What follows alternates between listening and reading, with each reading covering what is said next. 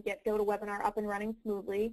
Before we do start, go ahead and head over to our Twitter account at twitter.com/RecruitMilitary and check in for the webinar. Let us know what branch of the military you served in and what kind of job you're looking for in the civilian world now. Just tweet directly to our handle at RecruitMilitary. If you don't have a Twitter account, that's okay. Just use the chat box on the GoToWebinar toolbar on the right-hand side of the page to tell us what branch of the military you served in and what type of job you're looking for today. We'll give everyone just one more minute to get up and running, and then we'll begin the webinar.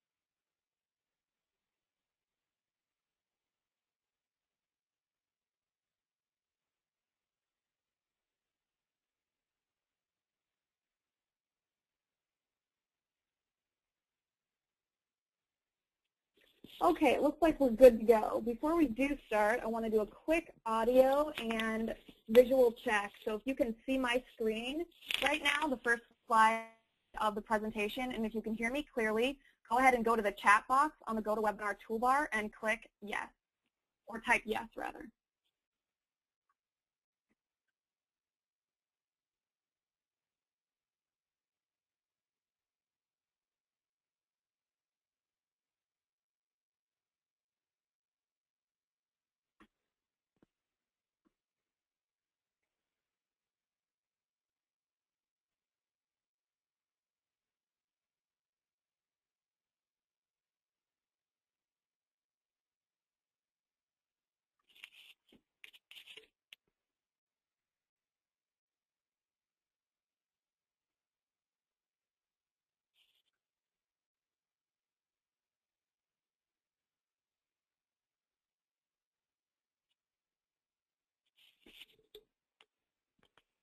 Okay, we are good to go on the audio and visual. Thanks for joining us today, and welcome to 5 Reasons You Can't Get a Job and How to Fix That, hosted by Mr. Jay Martin, co-founder and chairman of JobSurf. If you've already checked in via Twitter, welcome aboard. If you haven't, head on over to twitter.com/RecruitMilitary and let us know you're here. Our handle is @RecruitMilitary.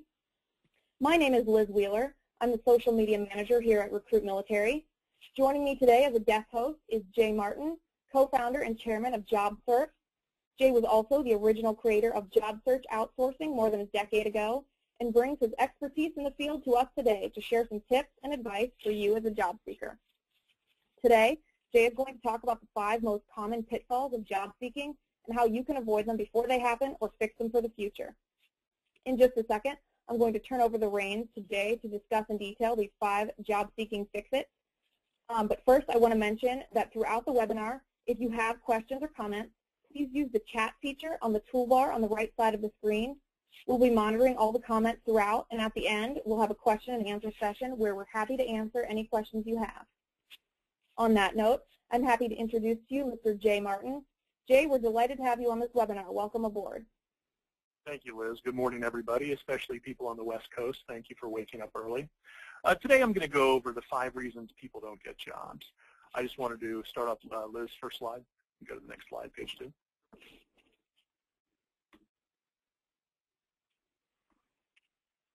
I just wanted to start off with everyone. Today is not going to be a kind of feel-good exercise with respect to making you feel better about your job search. It's very prescriptive. It's, when we help people out with their job search, very focused on making sure people get jobs. So this is very directive. It's also very linear, where we're going to walk through sort of the starting of your job search all the way to the end to figure out what you're doing wrong.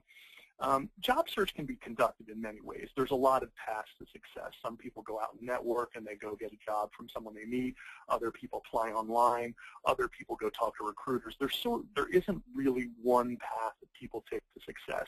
The way this is structured with what we're looking at is sort of the common things that people do and what they get wrong. The solution for some of these 5 are going to be fairly obvious. One of the biggest challenges is understanding what you're doing wrong. That usually takes an external perspective to, whether it be reviewing your resume, talk to you about your realism or your expectations in your job search, discuss the progress that you're doing with respect to the different activities, and then finally, if you're interviewing poorly, understanding how you can identify that. And the other thing also, depending on your expectations and knowledge of job searching, some of these will be easier to resolve than others. The other thing also, and I warn everyone, when you start off your job search, your expectations of what you're going to get, the type of job, the salary, of where you're going to wind up working, it may change. Again, the market tells you how things are and what you should be looking for. And one of my goals is to help people do as best as they possibly can to get as good a job as they can.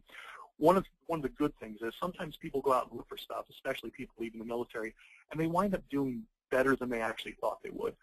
That's not the usual case, but again, that can happen. One of the things I also like to say is I believe in luck, but like Samuel Goldwyn used to say is, the harder I work, the luckier I get. The job you get is going to be a function of you, how much preparation you do, what the economy is like overall, and then how much effort you expend on actually doing it. Let's go to the next page, Liz. At the top level, the 5 reasons. First, your objective. You haven't figured out what you want to do yet. Usually people who are in the workforce or in an industry, in the job, they kind of know what they want to do and they're progressing their career. People in transition out of the military or people coming out of school, they might not really be sure what they want to do next. Again, this is going to be common for some, and for others, this will be not really applicable. The second is one of the big ones, realism. Your expectations are unrealistic. Yeah, whether you want, a salary higher than you're going to get, whether you want to start at a career level, whether you are looking to go work in a city that might not have jobs for you or that's going to be very competitive. These are all things, and we're going to talk about those in detail. Third, your resume needs improvement. This is a big one. I see hundreds and hundreds of resumes a year. Even some written by professionals really aren't that good. Fourth, and this is the big one. Fourth is really the guts of your job search. This is what most people consider a job search. The reality is the 3 things that we discussed before this, the objective, realism, resume, these things all have to be done right for your job search to be executed properly. The reason why I dislike a lot of career advice, it's mostly focused on effort, and it's trying to use generic advice to apply to individual problems. I read these articles on LinkedIn of, you need to use social media more, you need to have your personal branding statement. These things are applicable and they're important, but they might not be the real reason people aren't getting jobs. And again, I would apologize for number 4. Number 4 is huge. I mean, this is something I could talk to you for about a week on. And then number 5 is interviewing. Interviewing is something that a lot of people think they're good at. Not many people are. The way you get good at it is by doing a lot. Understand where you're failing in these 5 is key. And it requires other people usually to let you know of, hey, you need to work on this, or this is a problem. It's very difficult for us to assess ourselves, especially if we haven't been in the career field a lot. Liz, next page. The first one, the objective.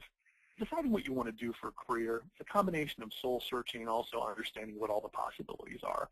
I currently have a very good friend of mine who's an 06 who's actually getting out.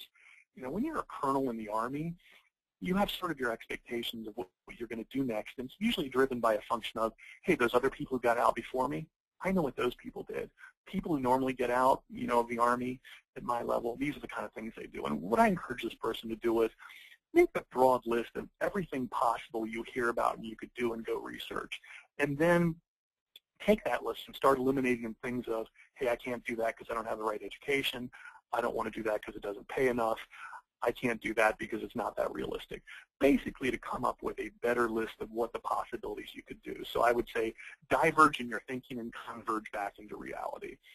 Usually a job search can be understood as to being an intersection of two things. What function do you want to be focused on? Functions are operations, marketing, legal, information technology, supply chain. Things like supply chain and operations for military veterans are usually very natural fits. I live in Dallas, Texas, and I would tell you that supply chain executives within Dallas and senior executives in operations, many of them, in fact, a lot of Army people, a fair amount of Navy people, those are areas where people who have been in the military really tend to excel in, and they're natural fits. The second area would be, what industries do you want to focus in? You might not care about your industry, by the way, but again, this helps you focus and understand, where your skills would be applicable, what your personal interests are. Industries include retail, consumer goods, health, medical, telecom, hospitals, government, security. Understanding of what function you're going to work in and then what industries you want to focus on, whether it be an interest desire or whether it be an applicability of your skills. For example, if you worked in aircraft maintenance in the military, well, obviously, both in the aircraft equipment business and also for the airlines, you have direct and skill applicability. There are some career areas that don't fit that well into these, but I would tell you by and large that most do. The other questions would include geographic targets. For geographic targets, usually you have one of two situations. You have somebody who really needs to work somewhere, whether you have a sick relative or an elder parent, or you own a home, or you've got a spouse with a job, or you're saying, hey, where do I want to go live? After that is also career level. And career level, becomes a challenge, especially for officers, because when you transition from one world into another, you usually don't go straight across as far as what level you're at. For example, if you were a 32-year-old in the civilian world when you went to go join the military, you'd start off as a lieutenant if you had a degree. You wouldn't start off as a captain or a major. And the last is salary. How much do I want to make or how much do I need to make? And that might change your opinion on what you want to do. I see a lot of people who want to do things and they realize, well, pay is not going to really provide for the lifestyle that I either need or want.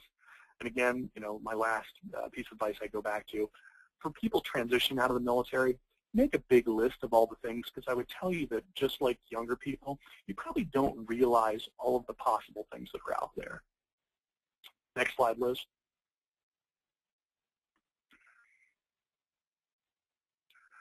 The next is realism, and realism is one of the big ones. This is what holds a lot of people back, a lot of younger people especially, who really don't understand what's out there and what they can expect. Some of the biggest areas in realism, the first one is a huge one, salary expectations. Wanting to be offered more than you're likely to be offered. I have a sister who's a sociology professor, and she told me once, she said, everybody thinks they're 20% underpaid, and if you gave everybody a 20% raise and came back in a year, everybody would be back to thinking they're 20% underpaid. What I tell people is worry about getting offers, then negotiating. Negotiating and having offers gives you leverage. Multiple opportunities means you can tell people, hey, company A is going to give me this, can you move that up? Or, hey, I'm thinking about doing that. You're probably not going to get into a bidding war, but that's how you have different options, and that's how you push up what you're worth. A lot of people totally ignore jobs that they don't think are going to pay them that much. And when I tell people, worry about getting offers and then worry about using those to get as much as you can, people with few options don't have a lot of leverage. The second is career level. And again, as I said before, officers have some difficulty.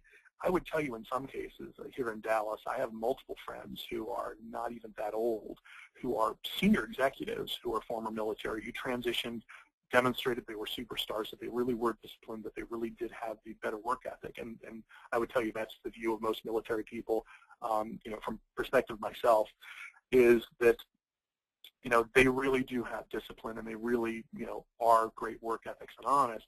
And so, you might have to start off lower, but if you demonstrate that you really did deserve that, you move up pretty quickly. The next three, they're usually not as big a deal, but I want to talk about all three of them.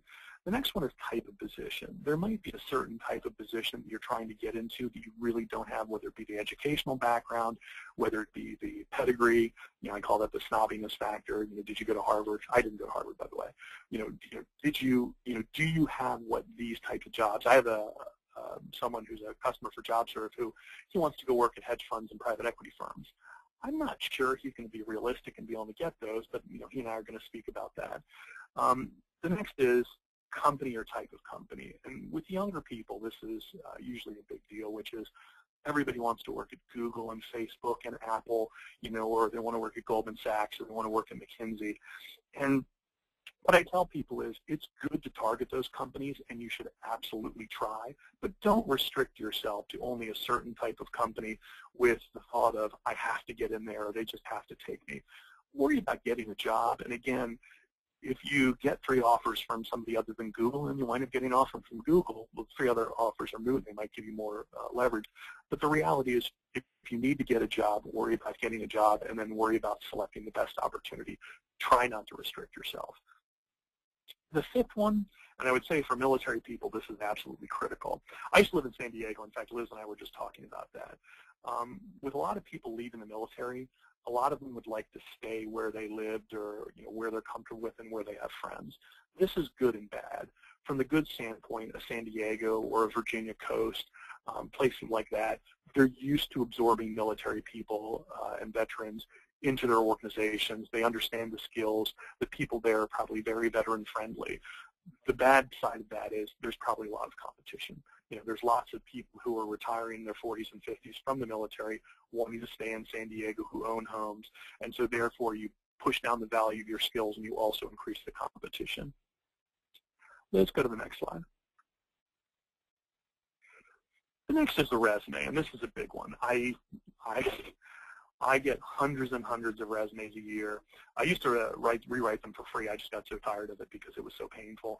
The biggest pain of that was where people were like, hey, I paid a professional resume writer. What do you think? And it looked awful. What I would tell people is, don't start your job search until your resume is at least very good. And to me, very good is defined as error-free. You can't have anything wrong with it. It's got to be no grammatical errors, no spelling, punctuation. That's all has to be fixed. The tweaking of the words and going with the different rules for resumes, that's extremely important also. But again, you can't have any mistakes. So make sure your resume is at least very good before you start giving it to people. One of the things I also tell people is format is 80% of the battle. I see terribly formatted resumes all the time. It's painful. A lot of them are actually written by professionals. The next thing I would tell you, and this is the one I would emphasize the most, is you can ask your friends and family for their opinion, but don't let that be the opinion that gets you to be convinced it's good enough. Because in reality, those people want to support you. They're trying to encourage you. They don't want to depress you. They're probably also not used to critiquing and professional criticism. You need to go talk to recruiters, other job seekers, HR professionals, people that don't know you, people that really want to just help it be better. You need to have a mean, brutal friend. I'm that friend for a lot of people in Dallas, by the way. But it's being told your resume is not that good, or is good when it's not that good, that doesn't help you. What helps you is to make it better. Next piece of advice, go online and look at examples. There are a billion resumes out on the internet to go take a look at. Get tips and ideas from them, see what formats you like. Number 4, if you want to get a professional, I'm going to warn you, good professionals are going to be $500 or more as far as redoing resumes.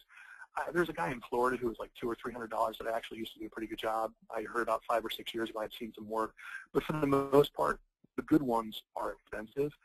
And they're worth it if it's good. And I'm not encouraging everybody to do that, but if you want to do it, the ones who have books, and the ones who are fairly famous, almost all those ones are pretty good. You can look on their websites of what the resumes they produce look like.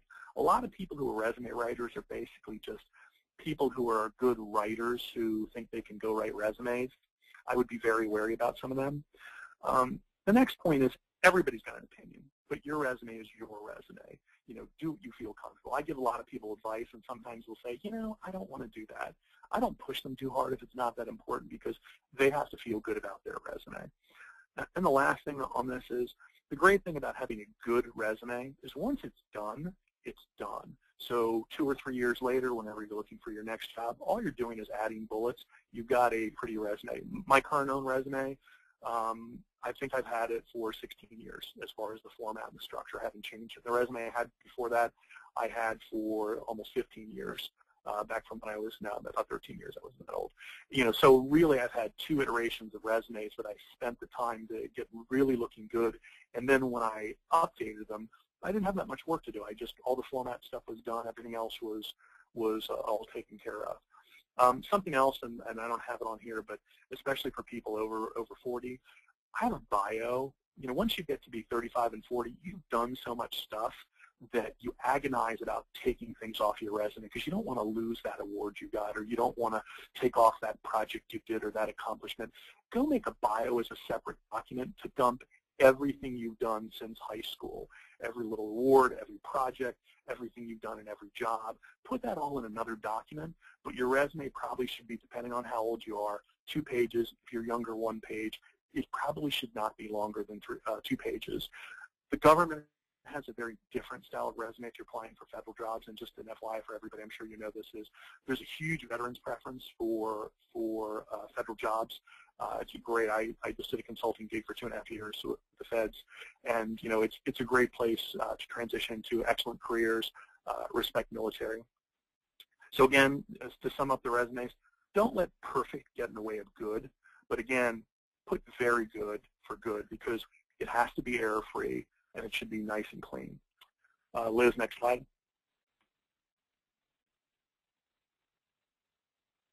All right, so this is the 4th area. This is the guts of your job search. This is, you know, what I consider to be the basic job search activities. You know what you want to do. You're realistic about what you're going out to get. You've got a good resume. And my assumption is when you have a good resume, you're going to have good cover letters also. Now the actual job search. The reason, again, I said I dislike a lot of the advice, it's trying to give generic advice for individuals that may or may not apply. I'm going to try and do a little bit more top level to focus on the things that you need to think about to actually go execute a good job search in here. The reality is you're not spending enough time doing the right things. One of the things I say, and people don't like it, but the unemployed, by definition, have not worked hard enough to get a job. That's just a fact. I mean, that's, you know, if you don't have a job, you obviously haven't done the right things and done enough of them to get a job. Now, if you just recently lost your job, obviously it's going to be understandable. But, you know, success in this process is simply defined by execution. You get a job. It makes it very clear as to whether you're doing well or not.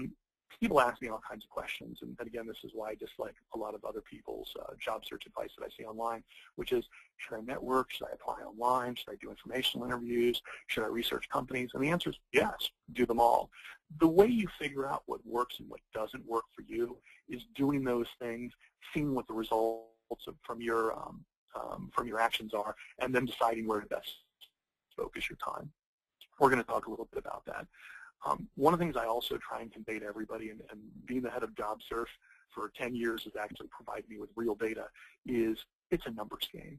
The more leads you have, the more jobs you're chasing, 1, you feel better, but 2, you never know where your next job's going to come from. I had 11, 12 years ago, I was unemployed, and walking through the library, I saw the Dallas Business Journal. It had the best places to work. I picked it up. I thumbed through it. I saw 50 companies. I saw 2 that looked like places might hire me. I went home. I sent them both my resumes. One of them called me. That was on a Friday or a Thursday. One of them called me Monday. I interviewed with the COO on Monday night, CEO on Tuesday morning. They made me an offer Tuesday afternoon, and I started on Thursday. You never know how you're going to get a job. You got to be out there hustling. You got to be prodding every possible way that you could do it. And from that, you're going to find out what works and what doesn't. Let me talk about some of the top level and basics. Again, prepare, which is talking about the 3 things we were saying before to get ready. The second, know yourself. What do you want? Why are you qualified? What are your accomplishments? I'm in continual amazement when I talk to people and they say they want to get something. I ask them, hey, what have you done? Or what's this? And they struggle. You need to know yourself, of why you're good, of the great things. Job searching is not a time to be shy or humble. It's all about selling you. There is no, oh, I'm going to be modest. They're going to realize how great I am. That doesn't work. If they know you, that might work. But the reality is you need to be convincing people that don't know you why you're the greatest thing since sliced bread and why they should hire you. The second, and this is a big one that I really don't see people do, is know the market. Companies, who's hiring, and then networking into places. I live in Dallas, Texas, which is a great city if you're a job seeker. There's tons of huge companies. One of the things I built, not for my job search, but for my consulting businesses, I built a list of all the companies in North Texas over $20 million. It actually took me a year, and it took a bunch of my staff time to do. But if you live in a city, if you live in San Diego, you live in Chicago, you live in Cincinnati, there are only a certain number of big companies that you probably want to go work at. I had a kid who used to work for me in the government, and I met with him a couple times, and really smart. He has an MBA. He's brilliant. And I asked him, I said, hey, what are your top 10 companies? And he looks at me, and he'd been out of work for 3 or 4 months since he graduated. He goes, well, JCPenney's headquartered here, and like Blockbuster here. I guess there's some big companies here. I'm thinking, man, you need to know right off the top of your head who are the big companies you want to work for. You got to understand where they are in your city, what types of activities they have. This isn't that hard. It would take you a couple hours to a day to go research on the internet, hear the large employers in my city, hear the employers in the industries that I'm interested in, hear the up-and-coming startups, here's the people who are hiring. You need to know the market. The next, and I'm brutal with this, is get to know as many useful people as you can as far as networking. You go out to the unemployed meetings, you're going to meet dozens upon dozens of people.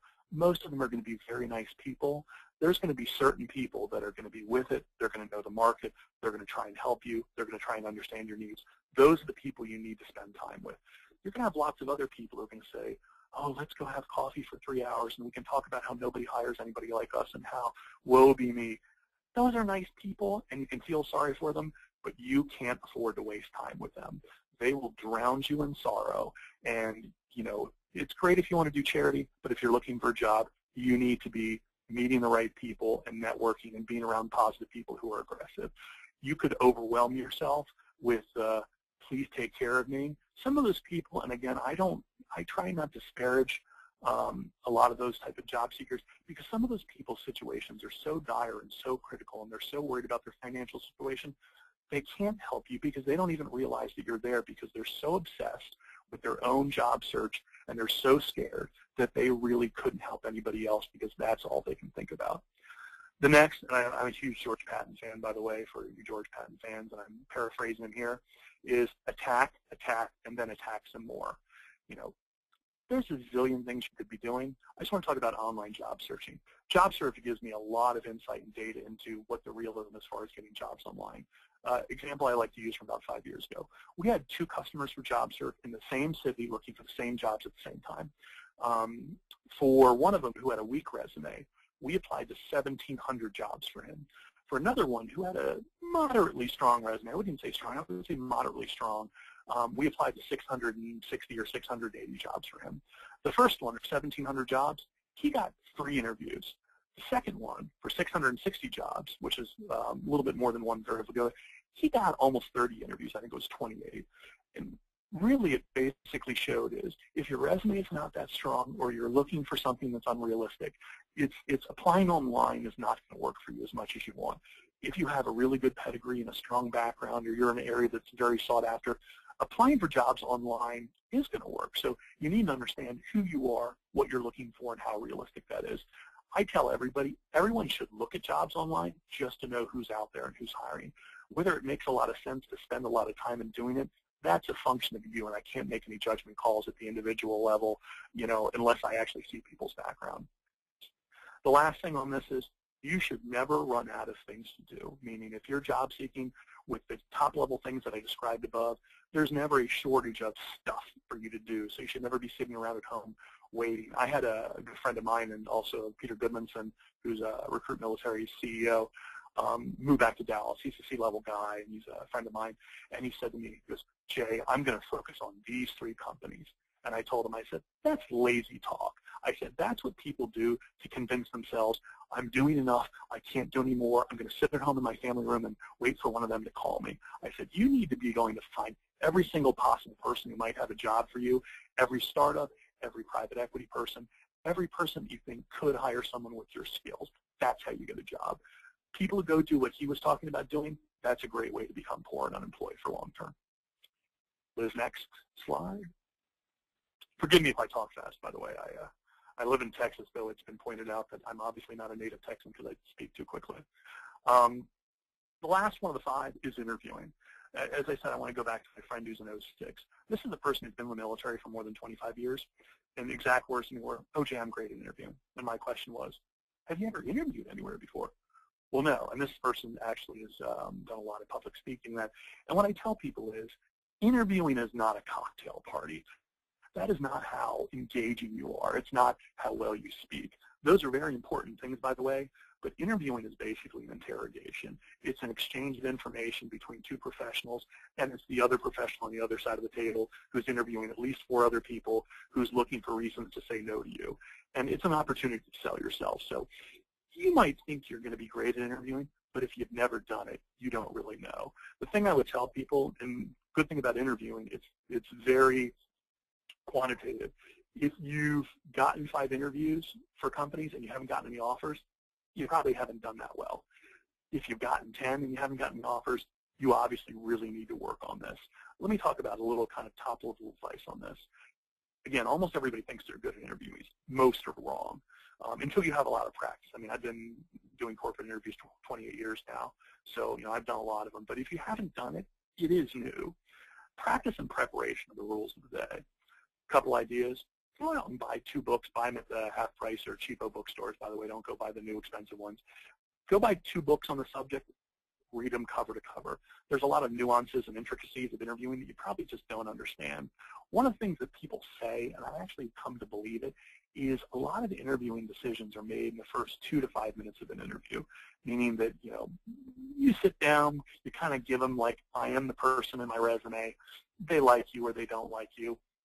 The interview is pretty much already over. I had one, I worked for a strategy consulting firm. It's actually the firm that Mitt Romney's old firm spun out of in Boston 20 years ago. And I went to interview with one of the executives. He sat down at lunch. He looks at me. He goes, "Hey, I just want to let you know, I saw your resume. I wanted to hire you." He said, "I just want to meet you first." I mean, it can happen that way. I want to get a job too, by the way. I worked there for 5 years. And it goes back to the importance of a good resume. But, be ready for your interviews. Next, and this is a big one. Almost nobody does this, and this is one I do because I screwed up so much when I was younger. Keep track of your errors. Every interview I would go to, I said something stupid. I said something was wrong. I didn't know the answer to a question. I got given a question that was a surprise. I walked out of the interview and saying, I wish I could have a do-over on those things. When you finish your interview, write down what you did wrong, write down all those things, and then think about how you would deal with that the next time. You want to build on your own mistakes. The next one, make a list of common questions. Internet's filled with these. Write out the answers, but don't memorize them. The reason you never want to memorize them is if you try and memorize them is to make your delivery seem awkward. You want to be prepared to deliver that answer if someone asks you. The next one is do a mock interview and videotape it. I'd never done this till I was getting my MBA, and I, like everybody else, thought I was just so brilliant and so smooth and suave.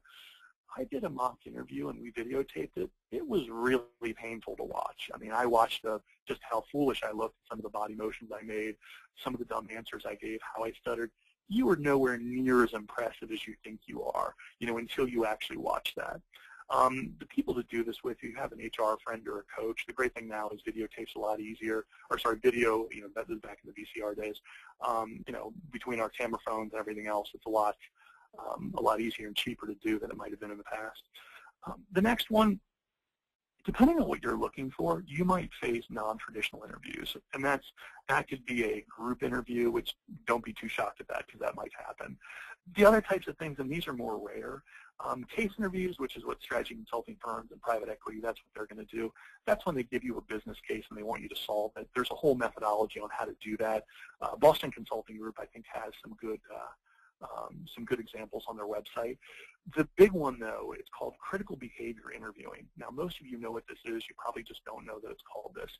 critical behavior interviewing is a little HR trick that I used to work for Frito-Lay PepsiCo, and we used to use it, and it was, give me an example of when you faced a challenging situation with an employee. Give me an example where you worked hard with a team and you were successful. It's all these, give me an example of, drawing from your background. There's a couple purposes of this. One is to understand experiences that you've actually had in your career. The other is to see how you solve problems and how you work. Now, we would tell you, one of the reasons I despise these is you get hit with that, especially if you're more than 30 years old. You're sitting there going through your background trying to think of, okay, which examples, what are the examples I could use, and then of those examples, which should I use, and then how do I convey that? You'll never be able to prepare for all the different variations they have, but there's lists out there that show you 50 types of questions. Go through and think of the examples that you might use for some of them, and then secondly, go research the structure of how you answer those questions, because there's a specific way that will help you think about, okay, this is what they're probably looking for, this is how I should spell out what I did, and this is how I convey it to best describe my example here. The last one, and this is a big one, I cannot get over how many people don't do this, research the company and the job thoroughly. One of the things that I do, and I'm pretty tough and extreme, is, and a lot of people taking my advice on this, is the day before I interview somewhere, and I haven't interviewed for probably 5 years for regular jobs, but the day before, I don't do anything else other than live that company and that job. I don't go to the movies, I don't watch TV, I don't call my family, I don't go hang out with friends, I don't do anything social. I live and breathe everything about that company. I read everything I can. I read all the news about them. I know their website cold. If I know who I'm interviewing with, I go over their LinkedIn bios, understand where they work, any kind of common connections we might have. I look over the job listing, job posting, job description nonstop. I look at everything that might need to be, done within the job. I think about my own background. I live and breathe that job. I worked for Frito 10 years ago, and I remember I think I spent 2 days before Frito, and then I had 11 hours worth of interviews the day I had it. So I had a couple people come back to me, and they said, Jay, I did what you said, and I got the job, but I was over-prepared. I knew so much more than what they asked me. I didn't need to do that much. And what I tell them was, safe is always better than sorry. The fact that you were successful, it's not like you missed out on a lot by focusing on that day. But the reality is, if you only needed 10% of what you knew, the other 90% gave you the confidence, and you exuded that, the preparation to convince them to give you the job. And you didn't really need to draw on that. But it certainly wasn't a waste of your time if you ended up getting the job. The last thing I would say on interviewing, if you have an interview somewhere, you are almost there. You are inside the 10-yard line. If you get that job, all this other stuff goes away. You don't need to worry about getting new job leads. You don't need to worry about anything. So, there is no amount of work that is too much in preparing yourself to go do this. That's all for the 5. The last thing I was going to do, Liz, if I have time, I was just going to go over the last page.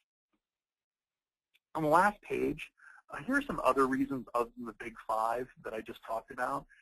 Cover letter quality. I tell people, if you have a good cover letter, if you have a good resume, your cover letter is probably good. Real quick and easy rules on cover letters, half a page to 3/4 a page. Do not make it longer. Shorter probably doesn't make sense to have a cover letter at all. I had a senior executive from Monster tell me one time, he goes, Jay, I was in recruiting for 12 years. I might have read 2 cover letters. He said, in reality, your cover letter is more of a chance to hurt you. I don't agree with that, but I also don't agree with the people who want you to agonize for an hour to apply to one job to, perfectly customize a cover letter. Employment gaps, a bad GPA, educational deficiencies. These are all things that are very common, by the way. There's ways to get around it, but you need to, put your best foot forward. Negotiating skills, I don't see that many people screw this up, meaning you're such a bad negotiator, you asked for too much, you wound up losing an offer that you would have gotten. Background issue, I don't see this that much, but again, criminal records, having been out of the workforce, take care of a sick parent or for child care. These are things that are very, I don't want to say easy to get around, but they're sort of known difficulties, and how you address them, how you present yourself, can definitely get you past these. And the last one, I've actually got a couple of friends facing this now, which is bad or no available references. You didn't leave your last employer on good terms. Again, you need to have other references. You have people who, I worked with who didn't really work with me, want to use me as reference, and so they're bosses, and I tell them, I said, I'm honest with anybody who wants me to use as reference, meaning I'll help you, but I tell the truth. I don't lie for anybody. That's all I had. Liz, I don't know if you have any questions, but let me pass it back to you. Thanks, Jay, and thanks again for all the great information. Ladies and gentlemen, we will be uploading this webinar to YouTube in the next day or two, so you'll be able to find the link to it on our social media sites, on Facebook, on Twitter, on LinkedIn, etc. We'll start the question and answer session with Jay in just a second. Before that, be sure to check out our Facebook page, our Twitter page, and our website at www.recruitmilitary.com. We hold job fairs specifically for military veterans all around the country. You can find a schedule of events, which cities will be in, at events.recruitmilitary.com. For the question and answer, on the right side of the page, you can expand the GoToWebinar toolbar by clicking the orange arrow at the top. Once it's opened, you should see a box for comments and questions. You can submit your comments and questions there. Jay and I are the only ones who can see who's asking what questions, so don't be shy about asking. Let's get the first one up. Jay, this is a good first question. Peter asks, what salary should I be looking for, and how do I know if it's realistic? So the salary question is a difficult one for most, because a lot of people are focused on what they want, which, again, the market tells you what you're worth. And so what I tell people is the four things to know on salaries, the four things to focus on: what did I used to make? Wherever, if you're coming out of the military, it's a little different, a little bit harder to calculate. How much do I want? What am I really looking to get? What amount, if somebody gave me, would I be happy with? And then what is the least amount I could actually accept, and not feel like I'm handicapping myself? So you need to understand these. And on salary, again, I go back to is more offers means more negotiating power, which means more exposure to people who pay you more. And it's people are always focused on, hey, that other guy who I think I'm smarter than, he makes this amount of money, so I should make at least that. You need to understand of what is realistic as far as someone like you with your experience for the types of jobs you're trying to go in and the level you're trying to go in, the city you want to work in. And so, that needs to be your focus. You need to detach it from what I need and what I want to what's realistic, and then you need to work as hard as you can to get as many offers as you can to actually increase that amount of what you can get. Okay, Liz? Okay, the second question is from John. He says, I've done all these things, and what else can I do? Okay, so I would say that John probably hasn't done all these things, but John believes that he has, right? So, have you gone and had professional look over your resume? Have you gone to review it with a lot of people? Have you spelled out exactly what you want to do as far as your career objective? Have you gone and said, okay, these are the dollars that I'm looking for. This is the type of job I want. This is the level. Have you gone and checked with people who are in recruiting, people who are HR people, to say, hey, am I being realistic? Which of these do you think I need to give on? Then if you've done all those, which again, I would question, given that we just talked about this, you believe you have, but, until you really go back and think about what we talked about today, and then gone and not necessarily think of, hey, I know what I've done, because what you think you've done isn't really relevant. It's what, other people tell you is what's realistic. Again, I have people all the time coming to me and saying, I think I have a good resume because I like it. I think I'm being realistic because I think this is what I'm worth. What you think isn't really important. It's what other people think, because that'll be a function of the realism of the market. You need to look at, and if you've done all those, you need to go back into the job searching. The assumption is that you're not getting interviews. Is you need to think about, okay, here, and especially for military people, I think this works well, is you need to have sort of fronts of attack for your job search. You need to have, okay, this is what I'm going to do as far as the applying online. These are my target companies that I'm looking to network in, the kind of jobs I'm going to get. These are the career fairs and professional organizations that I go attend to go meet people. These are the companies that I've scheduled to go talk to people to make sure that I'm there. The reality is nothing says that you can and will get the job that you want in the city you want to live in. If you're faced with that situation, then you have to, look at, okay, do I take a step backwards career-wise? Do I look, to accept a lower salary than I might want or that I can really afford? Do I look at moving cities? Again, it comes down to what we want isn't really that relevant as compared to what we're going to get. Okay, and this question is from Thomas. He says, where should I start first? Should I research industry and organization? Should I write my resume? Where do I start? So when you start, you go back to, if you look at the 5, assuming Thomas has his objective and he knows what he wants to do. So go back to my 5. Whichever one of these you haven't done, that's where you start, right? So this goes linear in the process. So if he knows what he wants to do, if he doesn't, he needs to figure that out. If he can spell out of what he's actually looking for and has couched it with people as far as, hey, is this realistic? Am I realistic about what level I want to start at, the type of jobs I want to get to, the kind of company I want to work at, given the cities I want to live in? And then he goes to, okay, go take your resume to 5 people. Do you think this is a good resume? How could it be improved? What could I change? How does this look compared to the other ones I see on the internet? Then if we get to the effort, which is I think where he's asking what should I do, it comes down to what I was just describing as the fronts, which is, identify the types of companies you want to work at, who in the cities that you're looking for, what industries are there. JobSurf, we have a pretty good list of industries on the website, but pretty much any job website, they're going to have a list of industries, and you can look through there and the functions and say, okay, what do I want to do? I guess we didn't put the one thing I gave you up, Liz, but you need to figure out, okay, what are all these different functions and which ones could I work in and which ones do I want to work in? And then what are all the different industry options and where do I want to focus? And the answer might be, hey man, I just want to get a job. I would counsel everybody to watch out for, and again, college graduates are the worst with this, which is, I just want to get a job, figure out what I should do, right? I have people who do that to me all the time where they want me to figure out what they should do. That goes all the way back to my number 1 objective. You need to really sit down and think of what is I'm looking to do, because especially when you get desperate for, getting a job, you start to become overly flexible, say, I can live anywhere, I could do anything, just get me a job. That never works. You need to have focus. Geographic focus is key, by the way, but you really need to have some sort of functional focus and preferably an industry focus, because with that, you'll help people figure out how they can help you. Without that, you won't. This question from Caitlin. She says, what is the ideal resume length?